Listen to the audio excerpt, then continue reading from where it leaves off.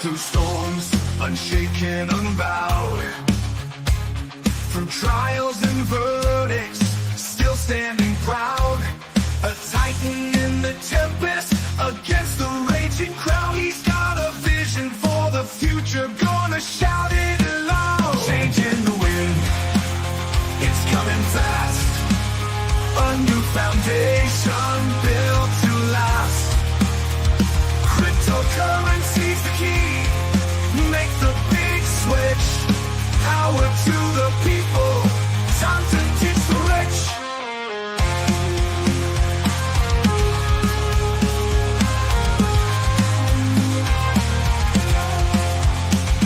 Legal battles can't hold him. He's moving on. With plans so bold, from dusk till dawn. He's rewriting the rules. A new dawn's day. From the hands of the few to the people's way. Say goodbye to old chains, embrace the new. A financial revolution, fair and true. For the workers, the dreamers, side by side. In Trump's new era, let freedom rise. Changing the Welcome, everyone, to the Crazy Kryptonaut channel. I am Zester, and thank you guys so much for joining this evening. Well, first things first, happy Trump Day.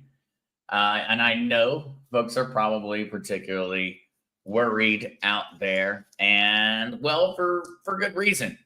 The market is definitely acting in a way that seems extremely irregular. And in all honesty, it is kind of irregular. And we're going to jump in and talk about that. First, going to say hello. I'm going to get Tina and try to make certain that she does not click the power button on the PC, because she just tried her best to do it. But we've got a Tina this evening, and I'm going to go through and do some hellos, and then we're going to jump on into it. What's up, Kukla? Happy Trump Day to you and everyone out there. What's up, Gary7, coming in at number 1 on the like button. It's much appreciated, man. Howdy there, Trish. Yes, Gary. Zester, I'm downloading BitPay. I'm itching to buy the coffee with Bitcoin just to do it once. Now, you should not need to do any download on BitPay. You should be able to use any crypto wallet that you currently have. It just needs to be able to connect to the site. And so I'm very, very excited for that one. I made my first purchase of any product with cryptocurrency a couple days ago, and it was a lot of fun.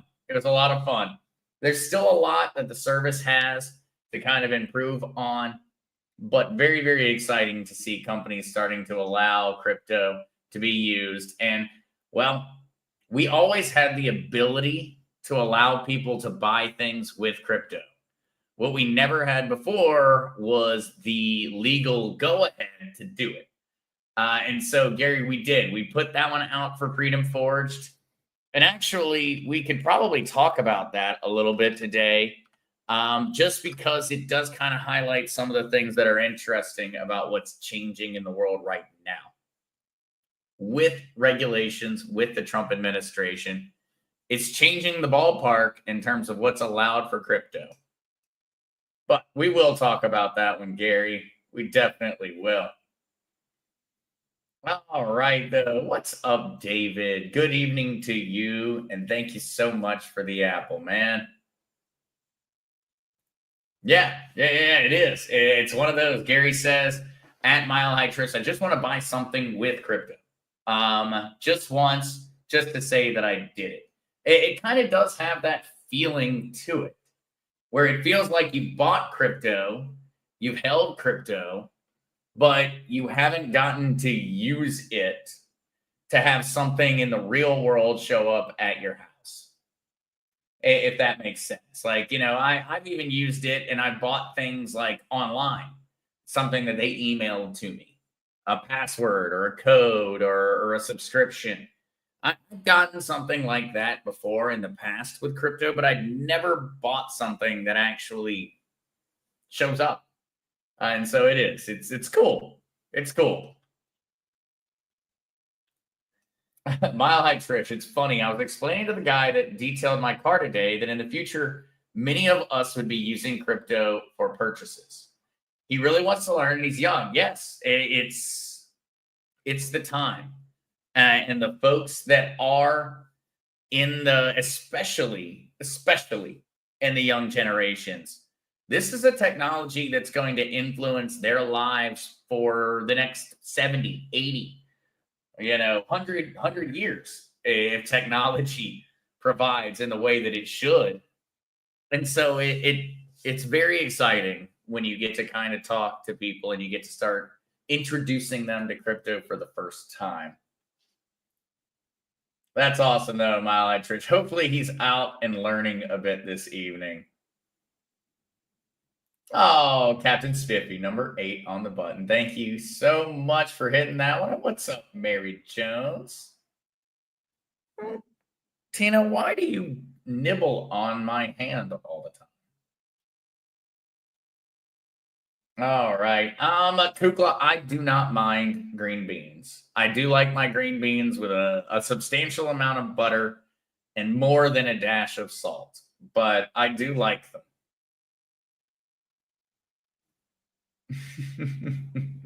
Yeah. I don't think you're going to get Pops eating any green bean casseroles, but what's up, Kay? Welcome, GG. Oh, Nana Anna, a very, very happy and great Trump Day to you as well. And it really is.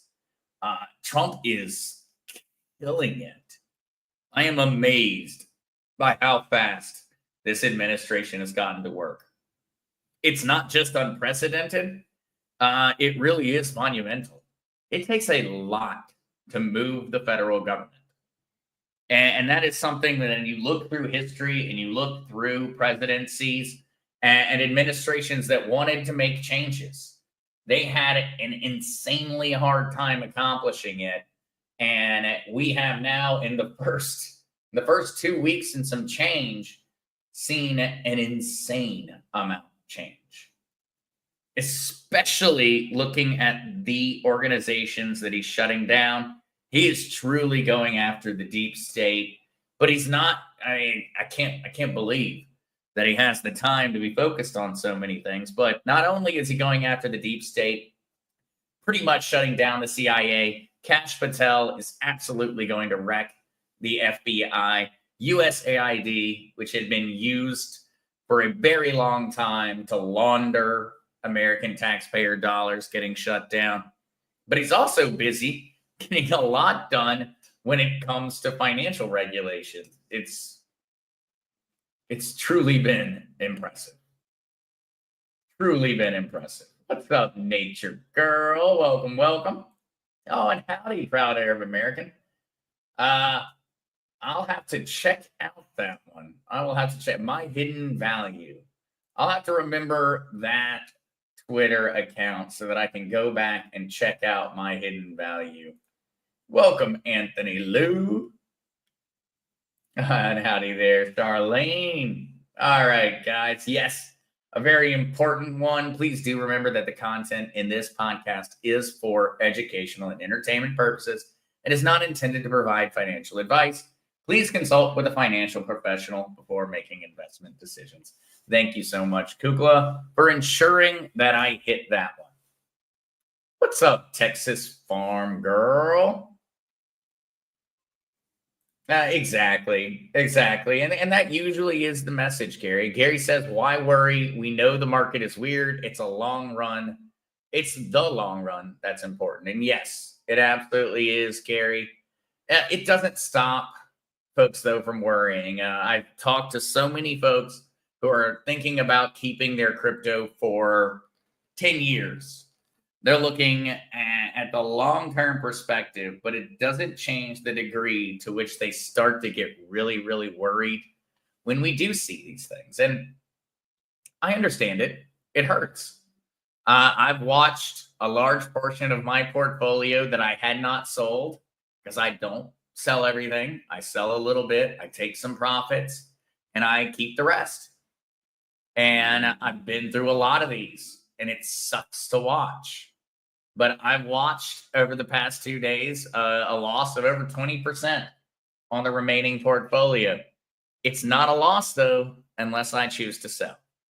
And so in that way, we kind of have to keep in mind the logic of the long term while also appreciating the pain of the short term.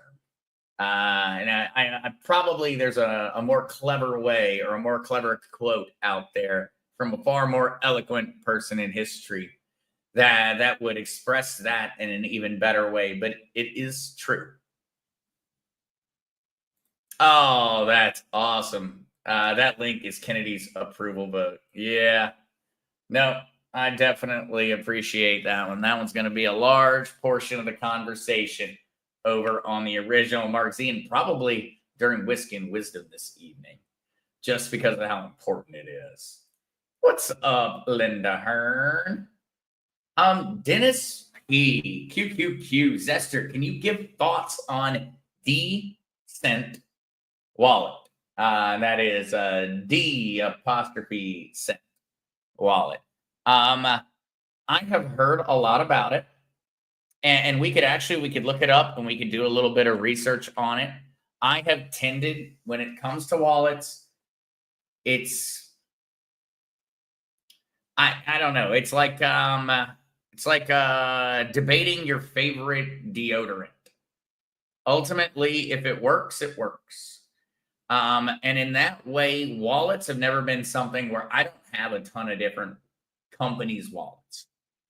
And so I have always focused on MetaMask for anything on Ethereum or any of the EVMs. I've always used Phantom for anything on Solana. And I've always used a hardware wallet for anything on Bitcoin. And also at XRP, honestly, I had one of the original XRP style wallets and it was awful. And so I keep it also on my hardware wallet now. And so Decent, I'm not that certain about. Tina, you need to just come over and just go ahead and get on the desk if this is how this is going to go. Yeah. She's in one heck of a loving mood at the moment. And so, yes, Dennis, I would have to look it up. I do have actually the page pulled up now. Looks like Decent biometric secured cryptocurrency wallet. Well, yeah. No. I will have to do a little bit of research on that one, Dennis. I know I've heard the name quite a few times. I tend to stick to my ledger. The only other one that I've had besides a ledger was I've had a Trezor and I've had a SafePal. Those are the only two hardware wallets besides Ledger that I have had in the past. I'll have to check it out, though. What's up, Kukla? Oh, well, sorry there. Trying to click on Bear and got Kukla. What's up, Bear? How are you doing, man? Kukla, she's got plenty of food. I promise. I promise. She just wants love. And she needs a brushing. They are shedding down here. It's the funniest thing. The cats down here don't really experience any type of cold throughout the year, but they still have those same times a year where they tend to shed. And so for some reason, it's built into their biological clock. And in that way, Tina is currently shedding like a maniac. I suppose losing her winter coat, even though she never had a winter coat living down here. Not certain. Clinm19, do you think XRP, XLM, and Bitcoin will tank really low and take off again? Yes, I absolutely do. Klein M19, I absolutely do believe that we will see the cryptos. They have to crash. It's just a part of the cycle. It's because we've had a lot of folks that have taken leveraged positions throughout this bull run, and we've got to find the actual price of the crypto. What are people legitimately willing to pay on average today? And that's something that really no one can predict where that price point is going to be. But we seem to be seeing with the past two little corrections. And so Monday, really going into Sunday night, we saw a fairly major correction. We saw about 20% drop off of the price of many cryptos, and we saw it immediately rebound.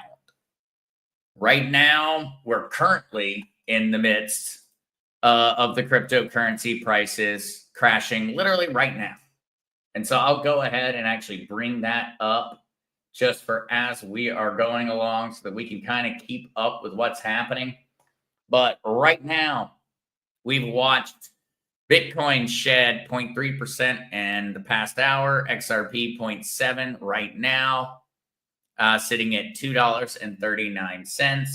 22.4% drop on XRP's price in the past 7 days. These things are not unusual. Not unusual in the slightest. But it doesn't mean we will see hit rebound above and beyond the all-time high of just a little while ago.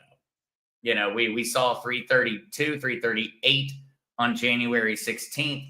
Just because we are going through this phase doesn't mean we're going to immediately see it rebound above that.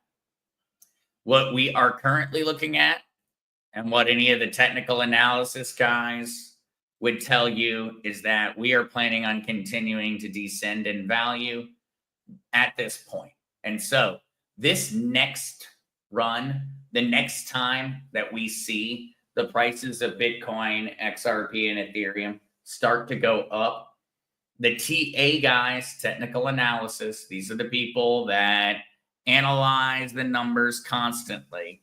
They are going to say, if we do not rebound above our previous highs in this little time period, that we're likely going to see the price continue to fall. And I'm not saying that I agree with them. I'm just saying that that's what the TA guys are going to say. They're going to look at it. And the reason is because of the highs and the lows. And so they're going to focus in on essentially right here. I am getting that screen pulled up. They're going to focus in on this. And so they're going to look at this and they're going to say, all right, we troughed here. And we came down to $2.12. And they're going to say that we're continuing the downward trend. And so our next rise needs to beat $2.77. In all honesty, we need to see on the next price increase for XRP, we need to see $3. That would break the downward cycle. Right now, we do not know. What we do know is that there really is no negative information coming out about crypto. There is no one saying, there's no government shutting down crypto. There's no bank saying that the end is nigh. There's no anything. This is 100% a matter of everyday people and the financial folks out there who have far more money than the rest of us. Just kind of, that's what they're feeling. They're taking profits. They're sitting in a position where they're capable of taking advantage of a lot of the leveraged traders, and that's what they're doing. This is not something that has any fundamental reasoning. It is based off of the fact that the market is inflated. And because the market is inflated, many people started to take leveraged positions, and that means they were gambling.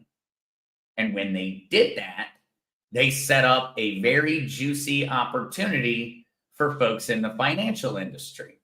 And maybe we should talk about that in a little bit more of a deep dive. The reasoning behind why they do this. And so, actually, let's get our chart back up. And let's look at it from that perspective. Why do folks that have a lot of crypto and a lot of money play games with markets? Why they play games with markets is because they see the weak points, the vulnerabilities. And so if at the point that XRP, or really we should use Bitcoin because the market does still follow Bitcoin most of the time. But when folks were looking at the market and they're saying, hey, I have got a buttload of Bitcoin. We're talking about the BlackRocks, the ETFs. We're talking about the big boys, people with a lot of crypto. They look at this as an opportunity and they say, well, there are not a lot of people trying to buy between 98,000 and 96. And so what they do is they say, let's start selling. Let's all start selling. Let's sell 100 Bitcoin. Let's sell 1,000 Bitcoin at 100,000, at 98,000. That drags the price down. But remember, they sold at a higher price. And what they're planning on doing is buying back in. And by doing so, that person who just sold 100 Bitcoin at 100,000 or at 98,000 or anything of that nature, he buys back in at 96. He's not planning on ever not owning Bitcoin. All that money's going right back in. But what he just did, he made $150,000 appear out of thin air. And they play these games, and they're capable of playing these games because there's a bunch of people who don't really have the money to back up their trading positions. And that's what results in these dramatic drops that are extremely rapid, extremely volatile. It is something that I know everyone here has heard me complain about probably more than enough times at this point, but it continues to happen. And it continues to happen because of the proliferation of really a gambling mentality in the crypto space.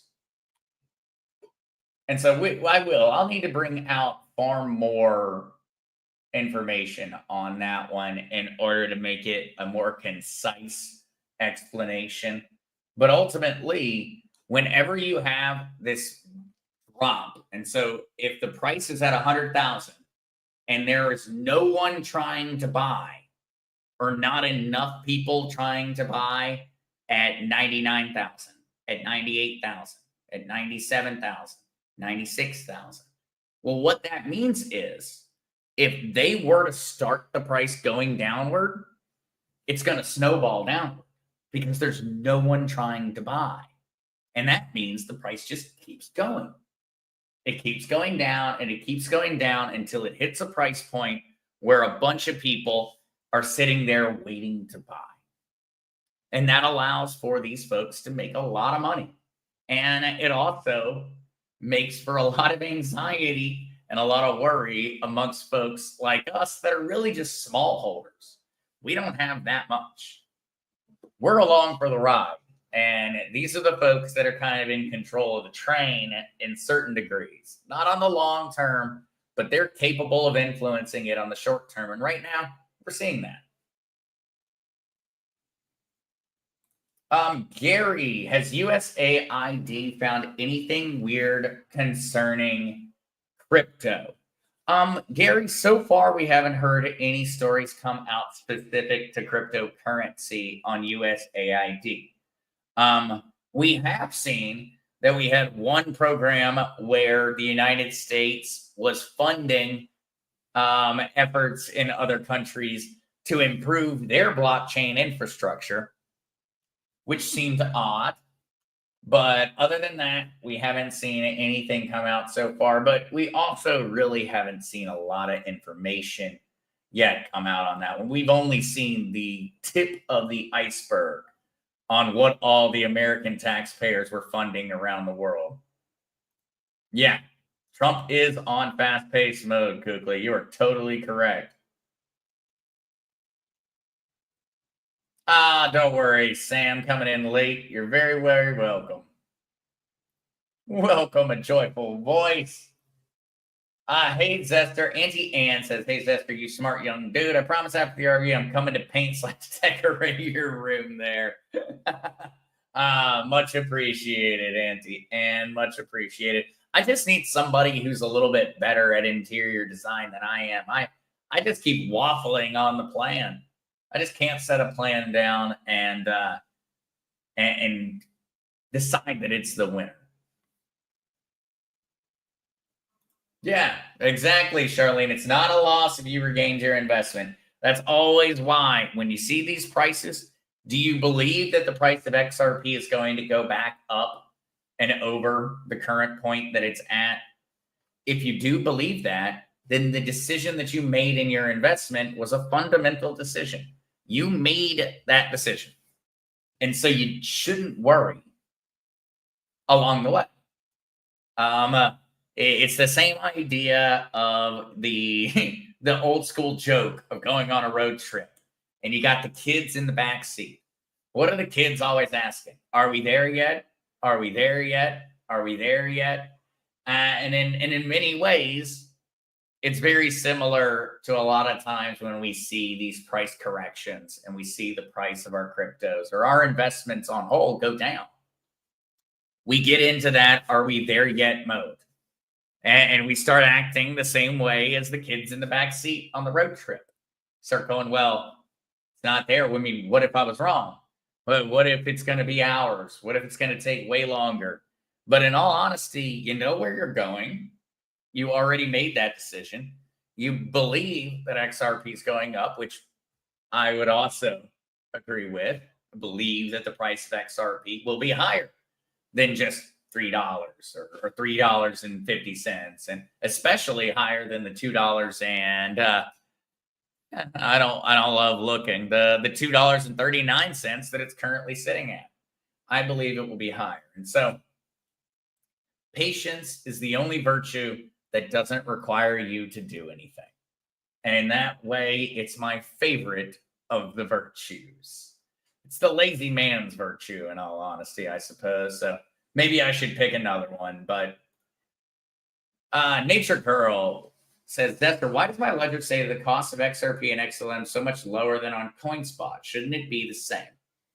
Nature Girl, XRP on your Ledger Live is going to have a little bit more of a delay. And so you will notice on the Ledger account or on your Ledger Live that you have a little refresh button. You can click that one, and the refresh button usually just looks like a little circle with an arrow. It's like repeat. That may update it, but also each of the different price trackers are using a different API. And what that means is they're getting their data from different sources. And so CoinSpot is getting its data from CoinSpot sources. XRP Ledger is getting its data from XRP Ledger sources. Your Ledger hardware wallet is getting its data from a different source. In that way, you kind of have this back and forth going on. Ultimately, Nature Girl, the price of XRP is different on every single exchange. I can buy XRP for $2.39 on one and a different price on another. Let's actually look at that right now. So we've got XRP. I'll go ahead and I'll update the page. And we're going to come down here on CoinGecko, and we're going to actually look at the different exchanges. And so right now, XRP is trading for $2.39 on Binance. It's trading for $2.38 on Bybit. It's trading on Bitstamp for $2.37. And it looks like that's about the range. Oh, actually, here we go. On BitCub or on Indodax, it's trading for $2.40. And so there's a disparity that goes on between the different exchanges. This is where arbitrage comes into effect. And so whenever prices start to get too different or there's too much of a disparity between, it opens up an opportunity. And so somebody on gate.io can buy XRP for $2.36 right now. But they could also go over to, say, a different exchange, and they could maybe get more for it. $2.39 here on BitCub right now. And so there's about a 0.03, so about a 3-cent difference. And so many times what people will do is they will buy on one and sell on another in order to kind of rectify the prices. This is the market correcting itself, but also for them to make a bit of money. And that's where arbitrage comes into effect. You've ever seen arbitrage bots and arbitrage trading? Have you ever seen that word being utilized? That's what they're doing. What they're doing is they're saying, coin store, $2.36.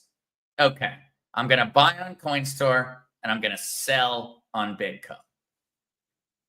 That's the general logic of what arbitrage is, but also it's the reason that the prices tend to level out with a little bit of time. And so whenever the price moves really, really quickly, you'll see the price disparity increase between the exchanges, but then you'll rapidly see it rectify itself. And it's because people are going out and they're making money by rectifying it. They're going in and they're saying, here's an opportunity. If I buy 1,000 XRP and I go over and I make 3 cents for the 1,000, I'm going to profit. I'm going to make money. And I'm going to make money by doing nothing more than buying and selling XRP in a matter of a couple minutes.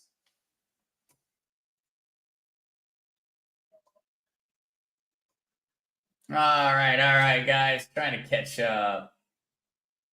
Yes. Oh my God, it's awful. It has been awful over the past couple of days, and I assume it's only going to get worse with the cats as they are shedding like crazy at the moment. And I got Tina, and Tommy. And so the Italian street gang is still in full-fledged working order, and they're all three shedding at the same time. And so there are cat hairballs rolling around the house. It looks like a wild western going on with all the cat hairballs just rolling around the house. And that's with nothing more. I mean, clean it every day. Doesn't change. All they have to do is sit down and start cleaning themselves for about 30 minutes. And you've got a brand new tumbleweed of cat hair rumbling around the house. It's funny, but I'm going to be ready for them to be done with it. Yep. Buy her some XRP to calm her down. I don't know if that'll work. Gary7, this is a great question, Gary. Gary, this is a question that not only do you have, but I have. I have the same question because it doesn't make sense for it to be taxable. It doesn't make sense unless it's a sales tax, in which case we're already paying a sales tax. And so it wouldn't make sense for you to take a capital gains tax. If you're the federal government, you're going to take capital gains off of my XRP purchase, but you're also going to take sales tax at a state level. Doesn't make sense. There's a drastic flaw in the general logic of the tax system right now when it comes to crypto, because they can't decide what it's technically classified as. And that's why the Trump presidency is so important for crypto. We need to know what we are if we are a crypto. If I am XRP, what asset class do I fit into? Am I a commodity? Am I a currency? Am I an asset? Which? And we just need them to go ahead and make that decision. Because if I'm a currency, well, then there is no tax besides sales tax. And that's going to be calculated on a state level, etc. There is no other one. If I'm a commodity, well, then I'm not going to be influenced by capital gains. I'm only going to be influenced by essentially my profit margin. That's it. And that is going to be a personal taxation, a corporate taxation, and going to be influenced by the various different tax brackets that your company or you fit into. And so, in that way, it's very confusing, Gary. And honestly, that's a question I would love to hear an answer to. We don't have one right now. Nobody has one right now except people that are likely working with the Trump administration. They probably know what that answer is going to be. Oh, Charles Williams says, Charles Williams, thank you, Kukla, for referring me to Zester Crypto Group and Quantum Ledger. It's making a lot of sense now. Hey, glad to have you, Charles. And Kukla is the bomb. And so definitely, when you're talking to the Kukla, she's going to send you in the right direction. What's up, flying squirrel? Yep, a joyful voice. Big whales, companies, individuals, buy low, sell high. Yep. Companies and the whales, they really do get to play games. Hey, there's a good idea. Deborah Muse Wolf says, I think we should tokenize tickets to play Zester's Pac-Man game. Hey, I'm down. I'm down. Maybe I should try and see if I can't configure a Pac-Man machine to actually work off of crypto and crypto alone. That would be really cool. I don't think I'd make any money doing it, but somebody out there would probably give me a big old gold star for it. What's up, Savvy? Welcome. Hey, what's up, LG lady? All right. Oh, yes. Kuka says, talk to your grandma, Karen. She's a great decorator. That's true. That is very, very true. Maybe I will have to give KK a call. That's my nickname for her. Something about living in the South. We don't have anybody that doesn't have a nickname. All right. Sorry if I'm missing anybody. I am trying to catch up a bit with questions because I am seeing the time. Robin Parker. This is a good one. We'll talk on this one. I'll answer another question or two, and then we'll head off to the original Mark Z. And then once again, I will be back for Whiskey and Wisdom this evening at 8 p.m. Eastern Standard Time over on the original Mark Z channel, which I think we'll be talking about a fairly wide variety of things and also having a few laughs this evening. And so, Robin, is lobster a scam? I've heard of several people that have gotten all of their money stolen out of their lobster wallets today.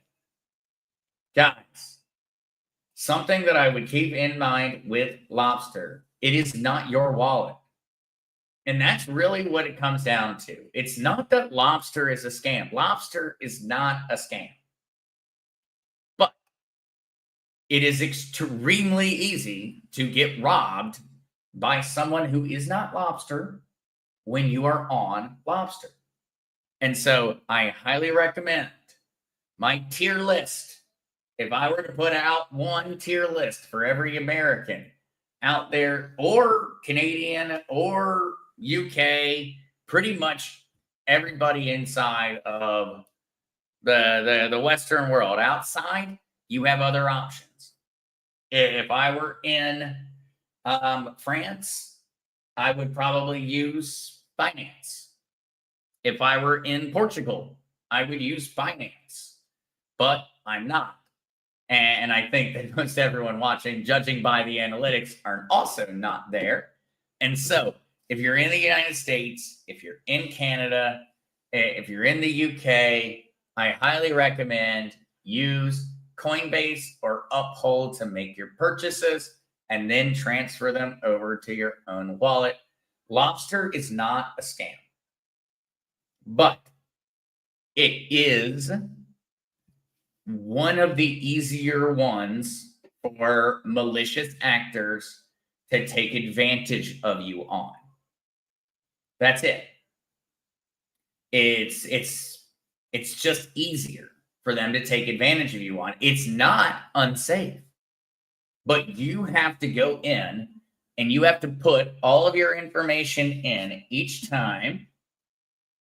And In doing so, your wallet address or your not wallet address, your mnemonic phrase has to be verified every time you utilize the service.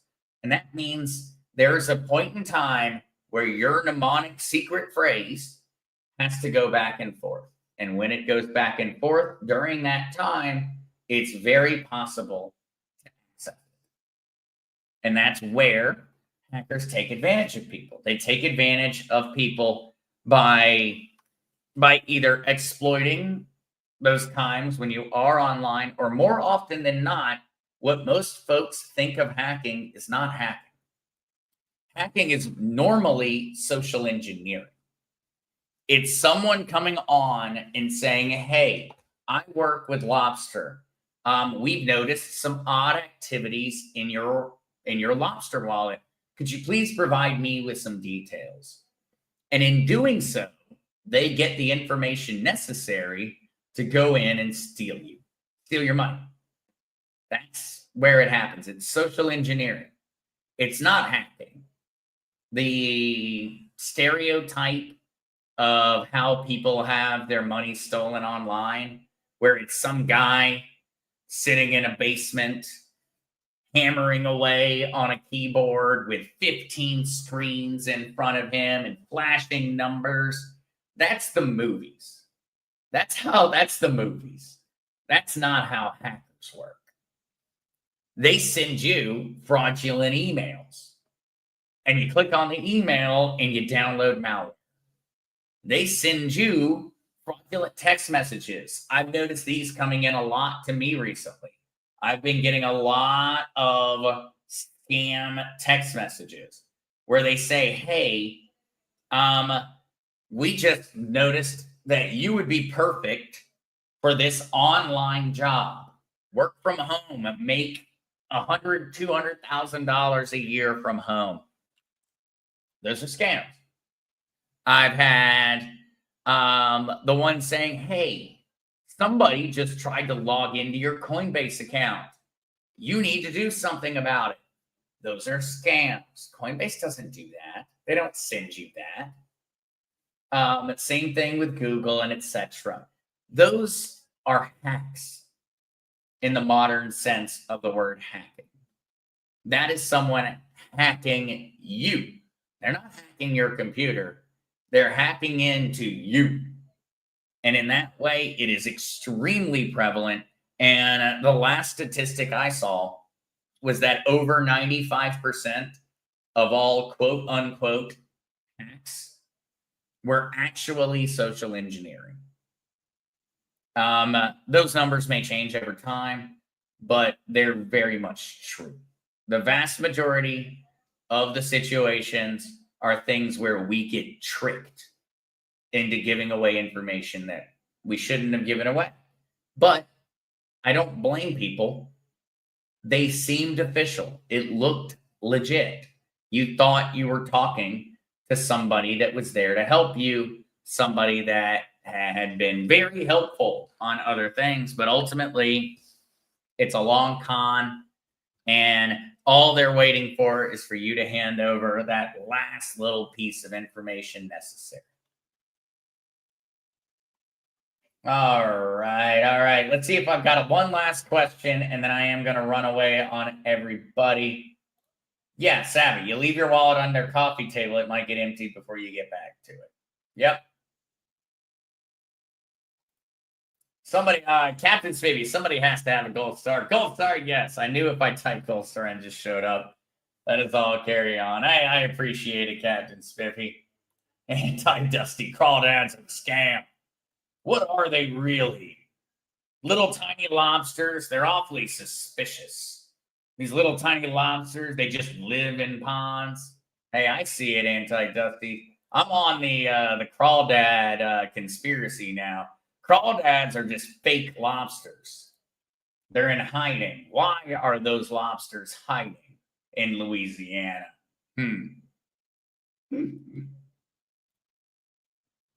Deep State. The Phoenicians? Well, we have a Phoenician alphabet. The Phoenicians are conducting psychological warfare on your planet. Well, The Phoenicians already invented our language, or well influenced the invention of our language. And so I can buy it. They're on board. They're on board. All right, guys. With all of that, though, I do want to continue, but I need to make certain that I get to take a break and get to get myself ready for later. And so thank you all so much for joining. It is an absolute blessing to get to spend time with such an amazing group of people 3 times a week and every time else that I get to jump on. And so thank you guys so much. Remember, absolutely, you are loved not only by me, but by the rest of the community. It is not easy to find folks that all have the same true north in terms of their morality. And so thank you guys so much. I will see you again in just a matter of 1 hour and 14 or 1 hour and 13 minutes and 55, 54, somewhere right around there seconds. And so thank you guys. Talk to you very, very soon. Stay safe out there. And remember, if you do need the money, the prices may keep going down. And so do not count on crypto massively bouncing out of nowhere and saving something that's going on. I want it to do that. I hope it does that. But please don't. Please don't gamble on it. Take the things that you can control and control those and leave the rest to God. He will see us all through everything, right, wrong, better, or worse. So talk soon.